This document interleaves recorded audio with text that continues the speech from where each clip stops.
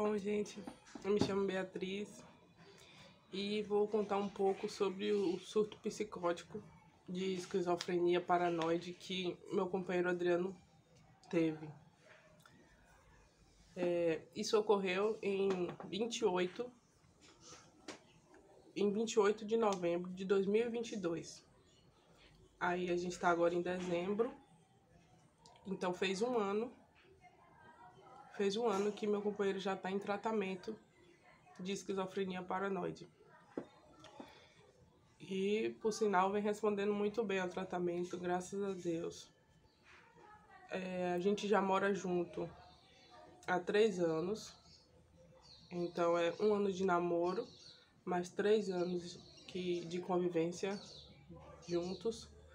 Nossa convivência sempre foi tranquila.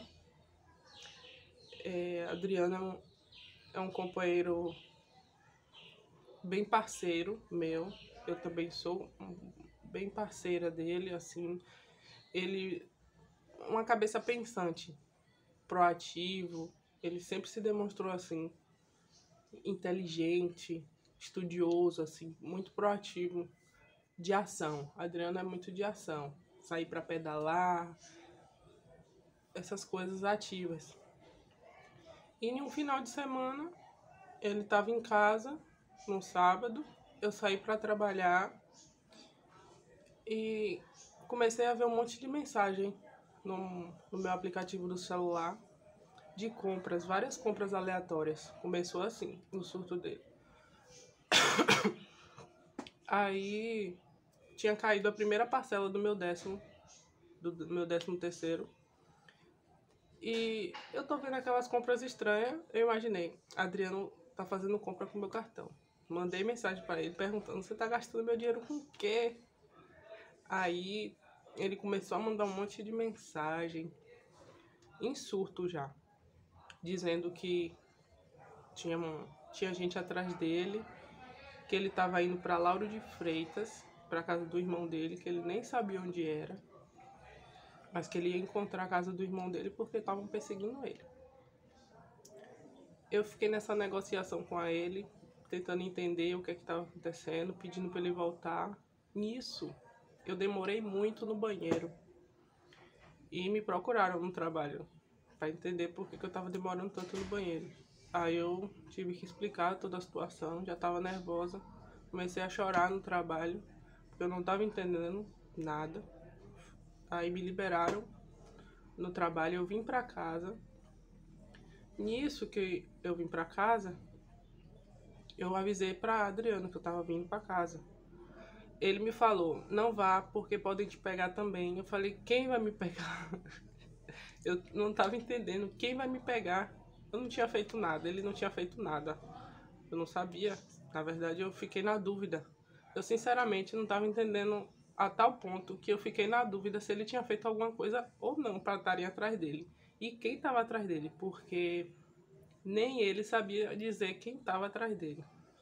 Ele só ouviu, vamos pegar o rasta, vamos pegar o rasta. É agora, é agora, é agora, vamos pegar ele. Era esse tipo de coisa que ele estava ouvindo vozes. É agora, vamos pegar ele agora. Vamos pegar esse rasta que não sei o que. Ouvindo vozes. Aí, ele só ouvindo essas coisas, entrou pra mente dele isso e ele se desbandeirou. Aí eu vim pra casa com essa dúvida na cabeça. O que será que ele fez? Por que estava atrás dele? Eu entrei nisso. E eu entrei dentro de casa com medo, eu me lembro. Fui na vendinha aqui da rua, comprei alguma coisa nada a ver, só pra ver o movimento da rua. Se tinha realmente acontecido alguma coisa. E a rua tava normal, como sempre. Não tava nada acontecendo na rua. Eu voltei a mandar mensagem pra ele pedindo pra ele voltar pra casa, que ele confiasse que eu cheguei em casa e estava bem e não tinha nada do que ele estava pensando que estava acontecendo, não tinha nada. Tava bem, cheguei em casa e a rua tava normal.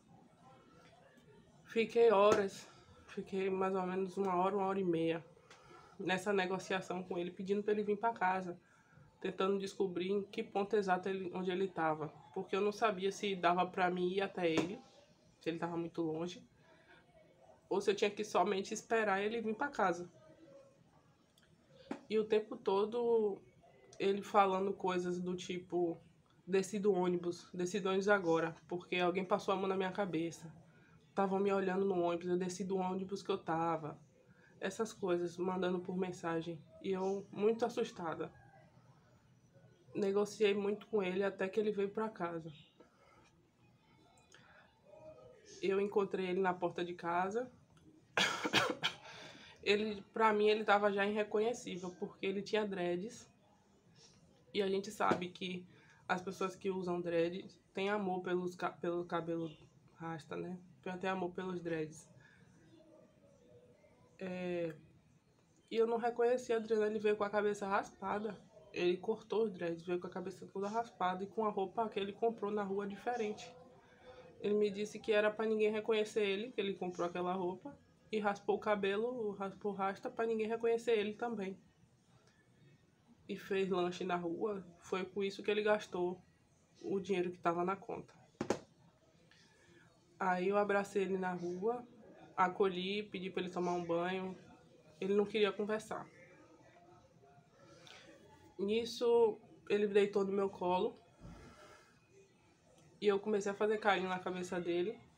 E mandando mensagem pra minha mãe, com a outra mão, pedindo pra minha mãe vir dar um apoio, porque eu não tava entendendo o que tava acontecendo com o Adriano. Do porquê que ele tava agindo daquela forma. Aí minha mãe conseguiu vir. E aí minha mãe e eu tentamos passar segurança pra ele de que ninguém ia entrar aqui em casa, onde a gente mora, né? E ninguém ia pegar ele, que ele podia dormir tranquilo. Mas só que ele tava agitado. Toda hora ele levantava pra beber água e fazer xixi. Beber água e fazer xixi. A noite inteira. Amanheceu domingo. E eu pedi pra minha mãe ficar com ele, observar ele. Não deixar ele sozinho.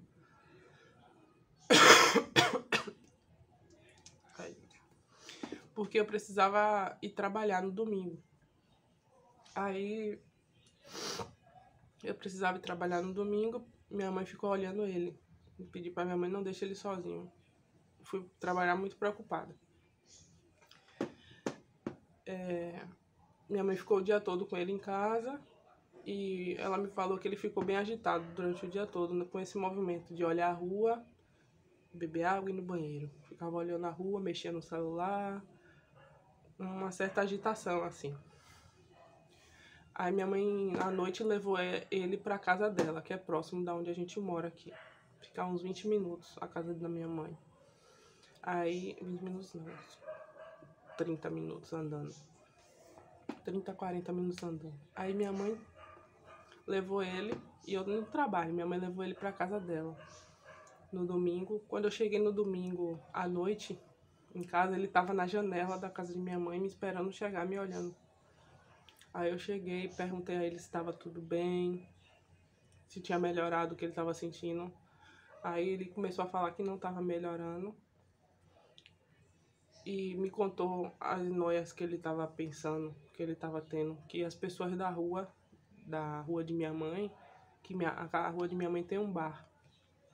E que as pessoas que estavam no bar da vizinha da minha mãe estavam falando dele, que ele escutou que tinha um tal de fulano, um tal de ciclano, falou os nomes das pessoas que estavam atrás dele.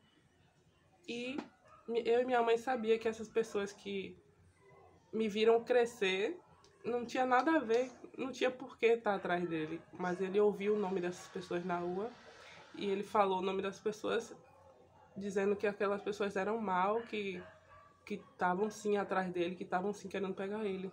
Eu e minha mãe olhavam uma pra outra e não entendia. Falava, fulano vai fazer isso? Fulano que me viu crescer? Fulano que eu conheço há tantos anos, que mora aqui nessa rua, como é que fulano vai estar atrás de você? Ele com essas coisas na cabeça, contando pra gente. E aí, minha mãe fez chá de camomila, deu bastante chá pra ele de camomila, pra acalmar ele. E ele bebia o chá, mesmo assim não resolvia. Aí a gente deitou pra dormir e a noite toda ele ficou nessa agitação de beber água e ir no banheiro, olhava a janela e eu e minha mãe não conseguia dormir. A gente meio que ficou de vigia dele. Pra onde ele tava indo, a gente tava observando. Vai pra onde, Adriano? Vai pra onde? Não, vou no banheiro. Agora eu vou beber água. Aí a gente não conseguiu dormir. Minha mãe acabou, quando amanheceu, minha mãe tava cochilando no sofá e eu tava cochilando na cama, que quando ele passava por cima de mim pra sair, era o que me acordava. Aí eu despertava e tá indo pra onde? Aí se ele demorava no banheiro, se ele demorava na cozinha, eu levantava e ia olhar o que é que ele tava fazendo. Nisso já era 8, 9 da manhã. O sono me pegou na cama e quando eu despertei eu não vi ele do lado da cama. Minha mãe já tinha saído do sofá, tava cochilando no sofá, já tinha ido pra cama dela. E aí eu procurei ele, desesperei. Cadê Adriano? Procurei no banheiro, procurei na cozinha, ele não tava. Então eu subi pra laje e ele tava na laje da casa de minha mãe. Tem o primeiro andar, que moram meus irmãos. Tem o segundo andar, que mora minha mãe. E tem o terceiro andar, que é a laje. Adriano estava nesse terceiro andar, na laje, sentado na laje, meditando. Eu e ele, a gente gosta de meditar, se identifica com essa prática. E foi um sinal positivo. Eu pensei, oh, agora ele está se acalmando. Assim, eu vi melhora quando ele estava sentado na laje meditando.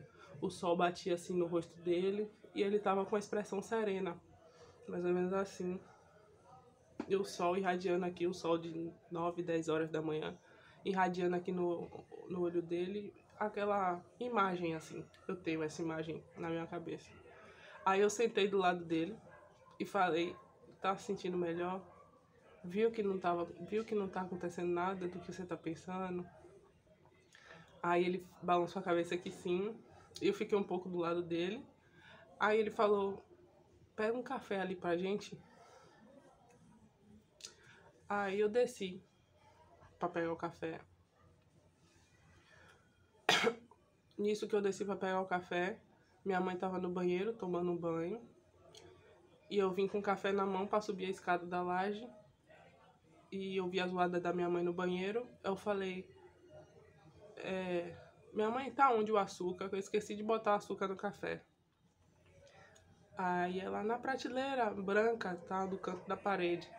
Eu voltei pra cozinha.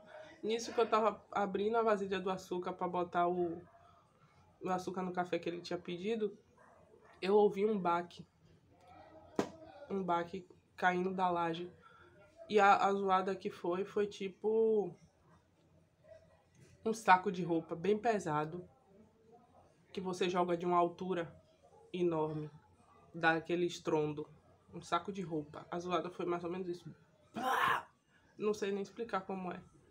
Mas foi assim, uma zoada de saco de roupa caindo de um lugar bem alto com um bloco partindo. Isso é a tentativa de descrever o momento que Adriano se jogou da laje, ou caiu da laje, em decorrência desse surto que ele estava sofrendo. E aí eu me desesperei, foi aquela... Os vizinhos na rua apareceram já, viu ele no chão, ensanguentado. E foi aquele total desespero. Eu tava sem acreditar. Eu comecei a chorar e as pessoas da rua começaram a ligar para SAMU. Foi aquela agonia toda. Foi um terror na minha vida. Foi um terror na vida da minha mãe. Muito traumatizante, assim. Eu fiquei com a sensação de culpa, porque eu estava exausta e eu cochilei na cama, eu dormi. Não fiquei vigiando ele como eu estava. Eu fiquei com essa sensação de, poxa, não era pra eu ter deixado ele sozinho, não era pra eu estar, sabe? Fiquei com essa sensação remoendo em mim por muito tempo. Por que tudo isso tá acontecendo? Por que eu não percebi que ele estava surtando? Eu não sabia, eu não tinha nunca ouvi falar de surto psicótico, esquizofrenia. A gente escuta, né, as pessoas brincarem, ah, fulano surtou, fulano tá surtado. Mas, gente, na realidade, na prática, uma pessoa que convive com você, que você acha que conhece, acha que sabe o suficiente daquela pessoa, é bem diferente quando uma pessoa está surtando, literalmente. Eu fiquei com essas questões dentro de mim. O atendimento que Adriano teve foi bem rápido. Os vizinhos todos ligaram. A SAMU chegou muito rápido. Deu o atendimento que ele precisava. E ele foi levado para o HGE, Hospital Geral do Estado, aqui em Salvador. Foi levado para o HGE e o que ele teve foi traumatismo craniano e fratura na coluna cervical, na primeira vértebra da coluna cervical. Foram essas duas coisas que ele teve, que ele se machucou. E todo mundo fala assim que foi um milagre ele ter caído da laje, do terceiro andar de uma laje, e ter sofrido a fratura na C1 e o traumatismo craniano. Poderia ser muito pior, as pessoas falam, né? Poderia ter partido o braço, poderia, sei lá, costela. Ai, não gosto nem de pensar. Mas as pessoas falam assim que ele precisa valorizar a vida dele, que ele teve uma segunda chance de vida. Nisso ele ficou 11 dias em coma. Então a queda, o surto se intensificou no dia 28 e ele teve a tentativa de suicídio, né? Foi dado como tentativa de suicídio. Só que ninguém sabe como que foi isso. Ninguém sabe. A única imagem que eu tenho dele foi ele sentado meditando na laje. E já depois da queda. E aí ele ficou 11 dias em coma, induzido, porque essa parte dele, na cabeça dele, inchou e ficou enorme de edemas e precisou induzir ele ao coma para que o cérebro se desfazesse dos edemas. Aí, durante esses 11 dias, foi um terror para mim. Eu só sabia chorar. Eu ia pro trabalho chorando, vinha no caminho do trabalho chorando. E sem entender nada, sabe? Eu tive muito apoio da minha mãe, tive muito apoio dos familiares de Adriano, do pai, do irmão, as pessoas do trabalho dele também deram muito apoio emocional a mim. O trabalho dele disponibilizou uma psicóloga para mim, que eu pude conversar um pouco, pude desabafar, porque ficou muita coisa presa em mim, muita coisa entalada em mim, e além do sentimento de me sentir culpada, que com o tempo já foi se diluindo esse sentimento, né? Graças a Deus. Graças a Deus. E as pessoas falam que a recuperação de Adriano foi muito, muito boa. Fez 1 ano agora e a fratura na C1 foi uma rachadura na C1. Já se calcificou. Ele precisou usar um colete cervical chamado Roy Camille, caríssimo, caríssimo, que nesse meio tempo eu juntei um valor que eu tinha, que era R$800, mas movimentei o pessoal da família, movimentei outras pessoas de fora para fazer uma vaquinha, porque esse colete é caríssimo, R$ 2.500. E aí eu movimentei essa vaquinha pra gente conseguir o colete o mais rápido possível, para que ele conseguisse ficar em pé, porque ele não estava conseguindo ficar em pé, ele só podia ficar deitado, porque como é na região do pescoço, sustenta tudo aqui, né? Sustenta o peso, a cabeça pesa mais do que o corpo.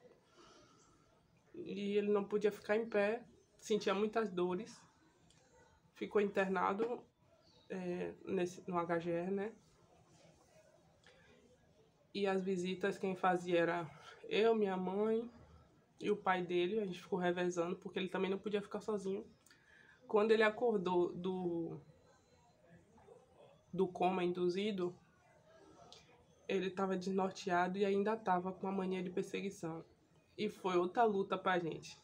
Pra mim e pro pai dele, principalmente, foi outra luta, porque ele ficava dizendo que tinha gente embaixo da cama do hospital.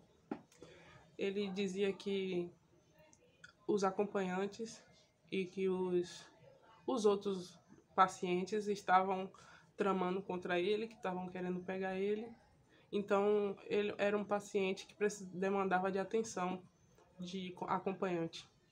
No caso, eu e o pai dele foram quem mais ficou de acompanhante com ele. A irmã também dele. A irmã dele também passou por os perrengues retados no hospital com ele. Assim, e ele queria levantar, viu?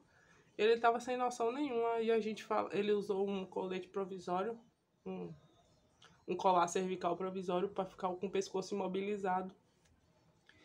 E ele queria o tempo todo tirar esse colar. E a nossa luta era não deixar ele levantar para querer sair, porque estavam atrás dele. Nossa luta era não deixar ele tirar o colar que imobilizava o pescoço dele, porque ele toda hora queria tirar, agoniado.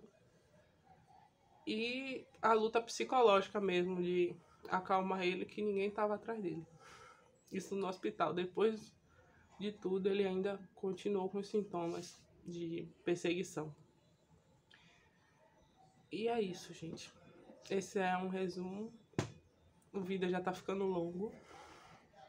Eu resolvi gravar esse vídeo porque eu sinto que tá se encerrando um ciclo na minha vida. Um ciclo que perdurou, né, 2023 inteiro. Começou no final de 2022 e se perdurou 2023 inteiro. E a situação de Adriano agora, graças a Deus, tá bem melhor. Os sintomas de esquizofrenia paranoide estão controlados por medicamentos que a gente pega pelo governo. Ele teve início de depressão, sim, e tá tomando um remédio para antidepressivo. E eu queria dizer para vocês que as doenças mentais, elas não são tão visíveis, mas elas estão aí para nos ensinar que a nossa mente é muito complexa, muito perigosa também. Nossa mente mente. Ela é uma ferramenta muito poderosa. A gente precisa cuidar muito da nossa saúde mental. Assim, quando nossa saúde mental entra em declínio, a gente meio que não dá importância, sabe? Mas o mais importante de tudo é a nossa saúde mental. Tudo começa na nossa mente. A gente precisa, sim, fazer higiene mental. Precisa, sim, cuidar do nosso emocional, principalmente. Adriano, eu sinto que Adriano tá em um processo e eu tô em outro.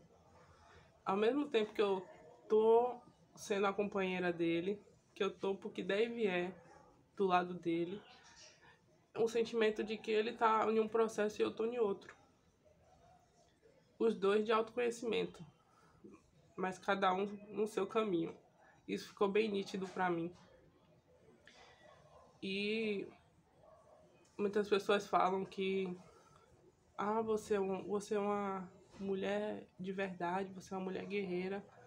Muitas mulheres não estariam com o cara, porque quando o cara fica doente, que o cara mais precisa, a mulher larga o cara e tal. Muitas pessoas me elogiaram.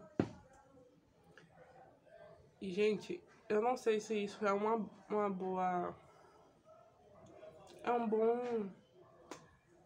Eu não sei se eu fico lisonjeada com isso, sabe? Eu não sei, porque cada caso é um caso. Meu emocional, meu psicológico ficou muito abalado com tudo que aconteceu. E a gente não deve julgar mulheres. A gente não deve julgar mulheres que não conseguem suportar essa fase da vida em casal. Ou essa fase da vida de cada um, sabe? Do esposo, da esposa, do namorado, do namorado. A gente não deve julgar. Porque as pessoas têm muito esse olhar, sabe? De que aí o cara quando mais precisa, a mulher abandona, a mulher larga. Só tá na melhor fase, sabe? Só tá junto com o cara quando tá na fase boa. Não é assim, gente. Não é assim. Eu vivi na prática. Eu senti meu mundo cair, meu emocional ficar abalado. E muitos esquizofrênicos são agressivos. Tem tipos de esquizofrenia que é agressivo. E me diga, eu sei que não é culpa da pessoa, mas uma mulher vai suportar uma pessoa agressiva, uma pessoa rude? Não vai.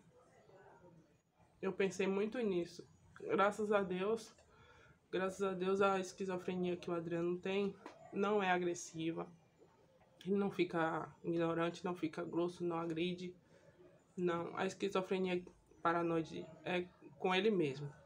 É coisas dele, da mente dele, que alguém tá tramando contra ele, mas graças a Deus ele me tem como a melhor amiga, como a melhor companheira pra estar do lado dele, confia em mim, me contar as coisas. Isso eu avalio muito. E é isso. Fica esse relato, essa declaração aqui pra vocês. Gostaria muito de agradecer a todo mundo que deu apoio, seja financeiro, seja em cuidados, seja em preocupação, seja em saber como eu tô, como minha mãe está, minha mãe que presenciou também muita coisa, que deu todo o suporte pra gente. Eu agradeço do fundo do meu coração. Que Deus ilumine a vida de cada um. Dos médicos também que cuidaram de Adriano, tiveram muita paciência com as paranoias dele. As enfermeiras, principalmente do hospital. E se vocês quiserem que eu fale mais assuntos sobre, eu tenho um conteúdo para falar sobre, de experiência própria. Posso estar falando aqui. E é isso. Até a próxima.